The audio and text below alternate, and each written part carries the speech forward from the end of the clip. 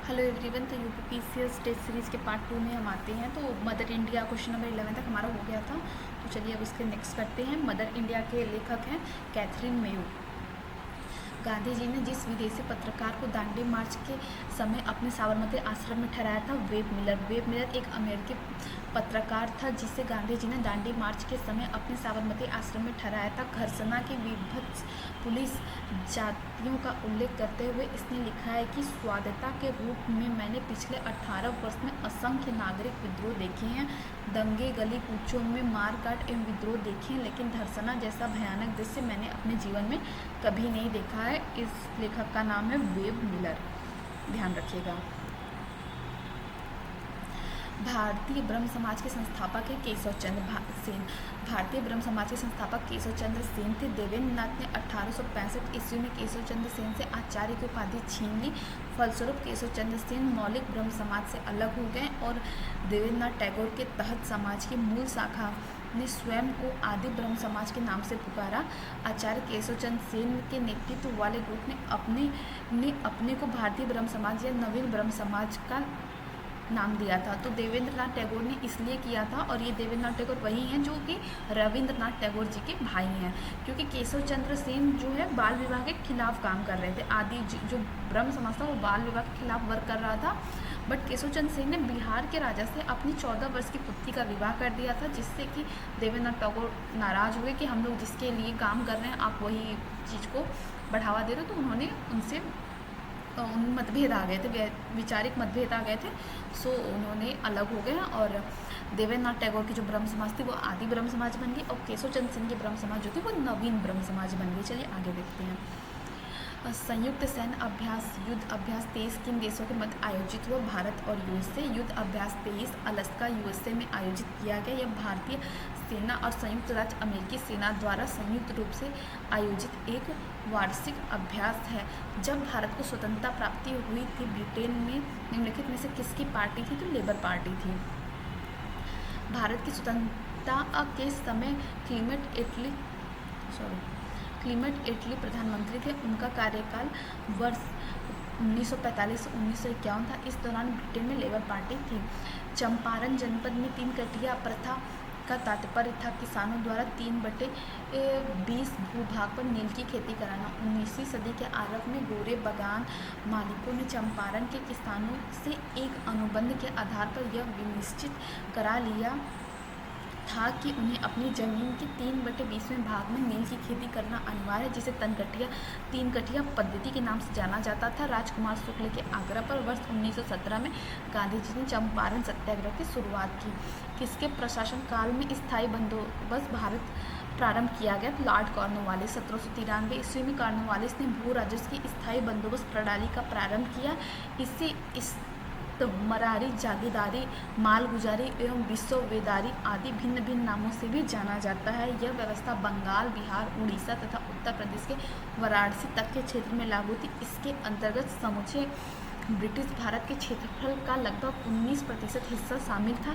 इस व्यवस्था के अंतर्गत जमींदारों में एक नए वर्ग को भू स्वामी घोषित कर दिया गया, जिसे भूमि के लगान का 10/11वां भाग कंपनी को देना तय था तथा 1/11वां भाग अपनी सेवाओं के लिए अपने पास रखना था।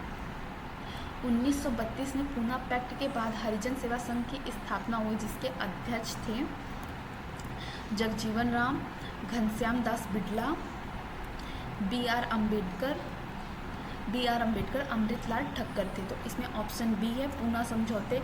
1932 के बाद महात्मा गांधी की रुचि सविनय अवज्ञा आंदोलन में नहीं रही। वह अब पूरी तरह से अस्पृश्यता विरोधी आंदोलन में रुचि लेने लगे थे। इस प्रकार अखिल भारतीय अस्पृश्यता विरोधी लीग की स्थापना हुई, जिसका नाम परिवर्तित कर हरिजन सेवक संघ कर दिया गया। घनश्याम दास बिड़ला जी इसके प्रथम अध्यक्ष थे। हरिजन सेवक संघ के प्रथम अध्यक्ष कौन थे? घनश्याम दास बिड़ला जी। प्रसिद्ध नारा इंकलाब जिंदाबाद किसने दिया था? सरदार भगत सिंह ने। इंकलाब जिंदाबाद का नारा मौलवी हजरत मोहानी द्वारा लिखा गया था, जबकि इस नारे को लोकप्रिय भगत सिंह ने बनाया था। तो इसमें ऑप्शन नहीं है हजरत मोहानी का, तो फिर हम लोग भगत सिंह को टिक लगाएंगे। चलिए आते हैं क्वेश्चन नंबर 20 पर। निम्नलिखित में से कौन सा युग्म सही नहीं है? जमनालाल बजाज, वर्धा का सत्याग्रह आश्रम, दादा भाई नौरोजी बब्बन एसोसिएशन, लाला लाजपत राय, लाहौर का राष्ट्रीय विद्यालय, बाल गंगाधर तिलक, सत्यशोधक समाज। तो सब सही सम्मिलित नहीं, बाल गंगाधर तिलक नहीं सम्मिलित है। और जमनालाल बजाज जो है ये राजस्थान से बिलोंग करते थे और इन्होंने राजस्थान से बहुत ही, होता है ना कि राजस्थान के स्वतंत्रता आंदोलन की जान थे जमनालाल बजाज, और इनका गांधी जी को इन्होंने खूब फंडिंग दी है। सत्यशोधक समाज की स्थापना 1873 ईस्वी में ज्योतिबा फूले ने की थी। ये माली जाति के थे, अतः प्रश्नयुग्म सही सम्मिलित, अन्य प्रश्नयुग्म सही सम्मिलित है। चलिए क्वेश्चन नंबर 21 पे आ जाते हैं। ये घनश्याम दास बिरुड़ा है। निम्नलिखित में से कौन क्रिप्स मिशन के साथ कांग्रेस के आधिकारिक वार्ताकार थे? महात्मा गांधी एवं सरदार पटेल, आचार्य JB कृपलानी, पंडित जवाहरलाल नेहरू, डॉक्टर राजेंद्र प्रसाद। तो होगा पंडित जवाहरलाल नेहरू एवं मौलाना आज़ाद। क्रिप्स मिशन के साथ कांग्रेस के आधिकारिक वार्ताकार पंडित जवाहरलाल नेहरू एवं मौलाना आज़ाद थे। निम्नलिखित में से कौन सा युग्म सम्मिलित नहीं है? दिल्ली षड्यंत्र के अमीरचंद, काकोरी षड्यंत्र के अशफाक उल्ला, लाहौर षड्यंत्र के जतीन दास, नासिक षड्यंत्र के रास बिहारी बोस। नासिक षड्यंत्र के रास बिहारी बोस सम्मिलित नहीं है क्योंकि नासिक षड्यंत्र के अंदर दिल्ली षड्यंत्र के अमीरचंद से, काकोरी षड्यंत्र के अशफाक उल्ला से और लाहौर षड्यंत्र केस जतीन दास से संबंधित है, जबकि रास बिहारी बोस का संबंध दिल्ली षड्यंत्र केस से है। वे गिरफ्तारी से बचने के लिए जापान चले गए थे। निम्नलिखित कथनों पर विचार कीजिए। प्रथम गोलमेज सम्मेलन में डॉक्टर अम्बेडकर ने दलित वर्गों के लिए अलग निर्वाचन मंडल की मांग की।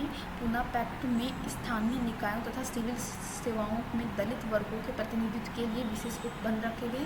तृतीय गोलमेज सम्मेलन में भारतीय राष्ट्रीय कांग्रेस ने भाग नहीं लिया था। तो ये तीनों कथन सत्य है। प्रथम गोलमेज सम्मेलन में डॉक्टर भीमराव अंबेडकर ने दलित वर्ग के लिए अलग निर्वाचन मंडल की मांग की थी। कांग्रेस के प्रथम और तृतीय गोलमेज सम्मेलन में कांग्रेस ने प्रथम एवं तृतीय गोलमेज सम्मेलन में भाग नहीं लिया था। पूना पैक्ट में प्रावधानिक था कि स्थानीय निकायों के चुनावों या लोक सेवाओं में नियुक्ति के लिए दलित वर्गों के सदस्यों के लिए कोई निर्बंधन आरोपित नहीं किए जाएंगे तथा इनमें दलित वर्गों के उचित प्रतिनिधित्व के लिए हर संभव प्रयास किया जाएगा। इस प्रकार प्रश्नगत तीन कथनों सही हैं। दक्षिण अफ्रीका में रहने की अवधि में महात्मा गांधी ने निम्नलिखित में से जिस पत्रिका का प्रकाशन किया था उसका क्या नाम था? Indian opinion. दक्षिण अफ्रीका में गांधी जी ने इंडियन ओपिनियन नामक अखबार निकाला था। यह गुजराती, हिंदी, तमिल और अंग्रेजी में प्रकाशित होता था तथा वर्ष 1904 में डबरन में फिनिक्स फार्म की स्थापना की थी। निम्नांकित में किसका सुमेल नहीं है? लॉर्ड कॉर्नवालिस, स्थायी बंदोबस्त, लॉर्ड वेलीजेली, सहायक संधि, लॉर्ड डलहौजी, व्यक्तिगत का सिद्धांत, लॉर्ड कैनिंग, उच्चतम निष्क्रियता। ये गलत है। लॉर्ड कैनिंग ने 1973 में लॉर्ड कॉर्नवालिस ने 1973 में स्थायी बंदोबस्त प्रणाली लागू की थी, जबकि उच्चतम निष्क्रियता की नीति जॉन लॉरेंस ने, सहायक संधि लॉर्ड वेलीजेली ने, व्यक्तिगत का सिद्धांत लॉर्ड डलहौजी से संबंधित थे। भारतीय राष्ट्रीय कांग्रेस की स्थापना A.O. ह्यूम ने लॉर्ड डफरिन के कार्यकाल 1884 से 88 में की थी। बांग्लादेश की सीमा से लगे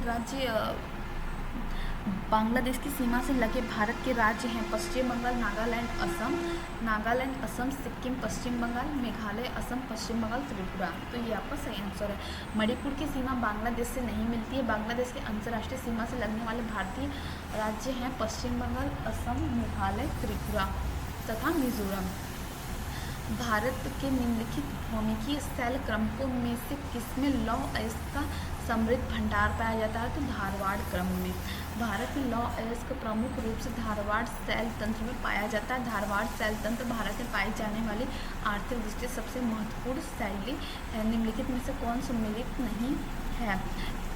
Eskimo, Amazon basin, pygmy, Irrawaddy basin, बुदूत, सहारा, बुशमैन, कालाहारी। एस्किमो उच्च अक्षांशीय बर्फीले क्षेत्रों कनाडा, अलास्का एवं ग्रीनलैंड में पाए जाते हैं। पिग्मी मुख्यतः मध्य अफ्रीकी क्षेत्रों में, बुदू पश्चिमी अफ्रीकी क्षेत्रों में, जबकि बुशमैन, कालाहारी मरुस्थल क्षेत्र में पाए जाते हैं। अतः विकल्प डी सही उत्तर है। निम्नलिखित युगों में से कौन सा सुमेलित नहीं है? सौर मंडल में सबसे बड़ा ग्रह बृहस्पति होता है, सौर मंडल का सबसे छोटा ग्रह बुध होता है, सौर मंडल का सर्वाधिक चमकीला ग्रह शुक्र होता है, सौर मंडल का मंद गति वाला ग्रह मंगल नहीं होता है। सौर मंडल में कुल 8 ग्रह होते हैं, जिसमें सबसे छोटा बुध होता है, सबसे बड़ा बृहस्पति होता है, शुक्र सबसे चमकीला ग्रह होता है, वरुण सबसे दूरी पर होता है। यह सूर्य के परिक्रमा में सर्वाधिक समय लगाता है, लगभग 165 वर्ष, तो इसको हम मंद गति वाला मान सकते हैं। बांग्लादेश में प्रवेश करने के बाद गंगा को किस नाम से जानते हैं? तो पद्मा के नाम से जाना जाता है। बांग्लादेश में प्रवेश करने के बाद गंगा नदी को पद्मा के नाम से जाना जाता है। बांग्लादेश में ही पद्मा की मुख्य धारा में ब्रह्मपुत्र नदी मिल जाती है, जहाँ से इनकी संयुक्त धारा को जमुना के नाम से जाना जाता है और आगे चलकर इसमें मेघना नदी में मिल जाती है और संयुक्त रूप से यह मेघना के नाम से ही बंगाल की खाड़ी में गिरती है। निम्नलिखित युग्मों में से किसको सुमेलित नहीं है? भोरघाट हिमाचल प्रदेश, क्योंकि भोरघाट जो है आपका साउथ इंडिया में पड़ता है। तो देखिए बॉमडिला अरुणाचल प्रदेश, नाथुला सिक्किम, पालघाट केरल। तो भोरघाट हिमाचल प्रदेश में न होकर महाराष्ट्र राज्य में अवस्थित है। 21 किलोमीटर लंबे इस दर्रे में 28 रेलवे सुरंग है। यह दर्रे से होकर मुंबई पुणे हाईवे एवं रेल मार्ग गुजरता है। यह कजरत और खंडाला के बीच स्थित है। निम्नलिखित में से कौन सी दक्षिण अटलांटिक महासागर की शीतल धारा है? बेंगलुरा। दक्षिण अटलांटिक महासागर में एकमात्र शीतल जलधारा बेंगुला धारा प्रवाहित होती है। यह दक्षिण अफ्रीकी के पश्चिमी तट के सहारे उत्तर दिशा में प्रवाहित होती है। निम्नलिखित कथनों पर विचार करें, कोट से सही उत्तर चुनिए।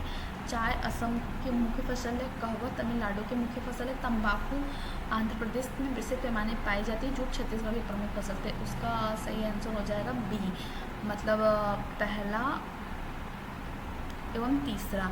चाय असम की मुख्य फसल है, तंबाकू आंध्र प्रदेश में विस्तृत पैमाने पर उगाई जाती है। चाय उत्पादन में असम तथा तंबाकू उत्पादन में आंध्र प्रदेश अग्रणी राज्य थे। कहवा उत्पादन में कर्नाटक अग्रणी राज्य थे। छत्तीसगढ़ की फसल धान है, न कि जूट। ग्रेट बैरियर रीफ कहाँ पर स्थित है? तो प्रशांत महासागर में स्थित है। ग्रेट बैरियर रीफ विश्व की सबसे बड़ी प्रवाल रोधिका है। यह ऑस्ट्रेलिया महाद्वीप के क्वींस एवं न्यू साउथ वेल्स के उत्तर पूर्व में प्रशांत महासागर में स्थित है। कुल 1600 किलोमीटर लंबी यह प्रवाल भित्ति 9 डिग्री दक्षिणी से 22 डिग्री दक्षिणी अक्षांश के मध्य विस्तृत है। देश का पहला कृषि विश्वविद्यालय JBPAU पत्तनगर। देश में प्रथम कृषि विश्वविद्यालय की स्थापना 1960 ईस्वी में भारत के प्रथम प्रधानमंत्री जवाहरलाल नेहरू द्वारा 17 नवंबर 1960 को उत्तर प्रदेश कृषि विश्वविद्यालय के रूप में इसका उद्घाटन पंतनगर में किया गया था। उत्तराखंड में है अभी। बाद में इसका नाम गोविंद वल्लभ पंत कृषि एवं प्रौद्योगिकी विश्वविद्यालय कर दिया गया। निम्नलिखित युग्मों पर विचार करें। सिराको फ्रांस, बोरा इटली, ब्लिजार्ड कनाडा। तो इसमें से कौन सा युग्म सम्मिलित नहीं है? तो सिरास्को फ्रांस सम्मिलित नहीं है, बाकी इटली में बोरा है और कनाडा में ब्लिजार्ड है। चलिए नीचे देखते हैं इसका एक्सप्लेनेशन। सिराको एक भूमध्य सागरीय पवन है जिसका उद्गम सहारा रेगिस्तान में होता है। सिराको पवन द्वारा लीबिया में उठाए गए धूल कण को malt, Italy, Croatia, Montenegro, Albania एवं ग्रीस तक पहुंचाया जाता है, अतः यह फ्रांस से संबंधित नहीं है। राष्ट्रीय केला अनुसंधान केंद्र स्थित त्रिची में, त्रिची तमिलनाडु में है। राष्ट्रीय केला अनुसंधान केंद्र त्रिची में 21 अगस्त 1993 को भारतीय कृषि अनुसंधान परिषद द्वारा एक मिशन मोड एवं अनुसंधान केंद्र के रूप में स्थित है। विश्व वन क्षेत्र में किस एक के फैलाव की प्रतिशतता सर्वाधिक है? शीतोष्ण शंकु वृक्ष वनी। उपरोक्त में से शीतोष्ण शंकु वृक्ष वन वर्तमान में विश्व में सर्वाधिक क्षेत्र को आच्छादित किए हुए हैं। शीतोष्ण शंकु वृक्ष वन मुख्यतः उच्च अक्षांशों पर पाए जाते हैं। निम्नलिखित में से देश का सबसे लंबा आंतरिक जलमार्ग कौन सा है? इलाहाबाद हल्दिया। गंगा भागीरथी हुगली नदी जलमार्ग राष्ट्रीय जलमार्ग नंबर 1 है। यह प्रयागराज से हल्दिया तक तथा भारत का सबसे बड़ा जलमार्ग है। कथन नर्मदा अपने मुहाने पर डेल्टा का निर्माण करती है, वह एक भ्रंश घाटी है। तो तो इसका आंसर है ए गलत है, परंतु आर सही है। नर्मदा नदी अपने मुहाने पर डेल्टा का निर्माण नहीं करती है। इसका प्रमुख कारण यह है कि यह एक भ्रंश ग्रसित होकर प्रभावित करती है। भ्रंश से प्रभावित होने का उसमें गाद का अभाव होता है। निम्नलिखित देशों में से किसमें स्वर्णिम अर्धचंद्र में सम्मिलित किया गया? अफगानिस्तान, इराक, पाकिस्तान। तो अफगानिस्तान, ईरान और पाकिस्तान को शामिल किया गया, इराक इसमें शामिल नहीं है। स्वर्णिम अर्धचंद्र के मध्य और दक्षिण एशिया के अफीम उत्पादक एवं निर्यातक देशों को सम्मिलित किया गया है। इस देश में अफीम का अवैध तरीके से उत्पादन एवं व्यापार होता है। स्वर्णिम अर्धचंद्र के अंतर्गत पाकिस्तान, ईरान एवं अफगानिस्तान के क्षेत्रों को सम्मिलित किया गया है। इराक स्वर्णिम अर्धचंद्र का भाग नहीं है। भारत का सबसे बड़ा जहाज़ तोड़ने का यार्ड गुजरात में किस स्थान पर स्थित है? तो अलंग में स्थित है। भारत का सबसे बड़ा जहाज़ तोड़ने का yard ship recycling yard Alang में अवस्थित है। अलंग गुजरात राज्य की भावनगर जिले में स्थित है। मेघालय का पठार कहाँ? मेघालय का पठार भाग है प्रायद्वीपीय खंड का। मेघालय का पठार प्रायद्वीपीय पठार का विस्तार है। यह भ्रंशन के कारण प्रायद्वीपीय भाग से मालदा गैप द्वारा पृथक हो गया है। संसार का सर्वाधिक सक्रिय ज्वालामुखी किलायु है। वर्तमान में संसार का सर्वाधिक सक्रिय ज्वालामुखी किलायु है जो संयुक्त राज्य अमेरिका के हवाई द्वीप पर स्थित है। ग्रैंड बैंक स्थित है उत्तरी अमेरिका के पूर्वी तट पर। ग्रैंड बैंक उत्तरी अमेरिका के पूर्वी तट पर अटलांटिक महासागर के उत्तर पश्चिमी क्षेत्र में स्थित है। ग्रैंड बैंक अत्यधिक महत्वपूर्ण मत्स्य ग्रहण क्षेत्र है। निम्नलिखित में से कौन सा राज्यपाल को पद की शपथ ग्रहण करवाता है? उच्च न्यायालय का मुख्य न्यायाधीश। अनुच्छेद 159 के अनुसार प्रत्येक राज्यपाल अपना पद ग्रहण करने से पहले उस राज्य के उच्च न्यायालय के मुख्य न्यायमूर्ति या उसकी अनुपस्थिति में उस न्यायालय के उपलब्ध ज्येष्ठतम न्यायाधीश के समक्ष शपथ लेगा या प्रतिज्ञा करेगा। राज्यपाल के शपथ या प्रतिज्ञा का प्रारूप अनुच्छेद 159 में दिया गया है। भारत की संघात्मक व्यवस्था निम्नलिखित में से किस देश से संबंधित है? कनाडा। भारत की संघात्मक व्यवस्था भारतीय संविधान में कनाडा में संविधान से ली गई है। भारतीय संविधान का कौन सा अनुच्छेद बच्चों के शोषण के विरुद्ध मौलिक अधिकार से संबंधित है? अनुच्छेद 24। संविधान के अनुच्छेद 24 के अनुसार 14 वर्ष से कम आयु के किसी बालक को किसी कारखाने या खाने में काम करने के लिए नियोजित नहीं किया जाएगा या किसी अन्य परिसंकटमय नियोजन में नहीं लगाया जाएगा। यह अनुच्छेद 24 में लिखा हुआ है। संसदनात्मक शासन व्यवस्था में विधायिकी का कार्यपालिका पर नियंत्रण होता है। संसदीय शासन व्यवस्था में व्यवस्थापिका के सदस्य की कार्यपालिका का गठन करते हैं तथा कार्यपालिका व्यवस्थापिका के प्रति उत्तरदायी होती है। संसदनात्मक शासन व्यवस्था में कार्यपालिका विधायिका द्वारा नियंत्रित होती है। प्रथम स्पीकर जिनके विरुद्ध लोकसभा में अविश्वास प्रस्ताव प्राप्त किया गया था लगाया गया था GV मावलंकर। 15 दिसंबर 1954 को आचार्य JB कृपलानी सहित विपक्ष की 21 सांसदों द्वारा लोकसभा के प्रथम अध्यक्ष गणेश वासुदेव मावलंकर के विरुद्ध विश्वास प्रस्ताव लगाया गया था, जिनके विरुद्ध यह प्रस्ताव 18 दिसंबर 1954 को लोकसभा द्वारा अस्वीकृत कर दिया गया था। अनुच्छेद संविधान संशोधन ने शिक्षा का अधिकार प्रदान करने वाले एक नया अनुच्छेद जोड़ा गया था। 86वां संविधान संशोधन 2002 के तहत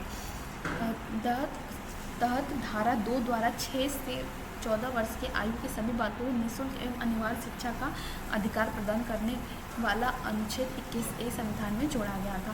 भारतीय संविधान का कौन सा भाग और अध्याय संघ और राज्यों के बीच संबंध के बारे में बताता है? भाग 11 और अध्याय 1। भारतीय संविधान के भाग 11 का अध्याय 1 अनुच्छेद 245 से 55 तक 245 से 255 तक संघ और राज्यों के बीच विधायी संबंधों, जबकि अध्याय 2 अनुच्छेद 256-260 प्रशासनिक संबंधों के बारे में बताता है। राज्यपाल के वेतन और भत्ते दिए जाते हैं कंसोलिडेटेड फंड ऑफ स्टेट से। सो अभी मैं 53 क्वेश्चन तक ही रखती हूँ और दूसरा नेक्स्ट वीडियो में करूँगा। तब तक के लिए हर हर महादेव। और जाते जाते आप लोग एक क्वेश्चन कमेंट में ज़रूर बताइएगा कि इंडिया के फर्स्ट SC प्रेसिडेंट कौन थे, उनका नाम कमेंट में आप जरूर लेके जाइएगा। हर हर Mahadev. Thanks for watching. Hope जितने लोग भी देख रहे हैं उनका सिलेक्शन हो जाए। Thank you.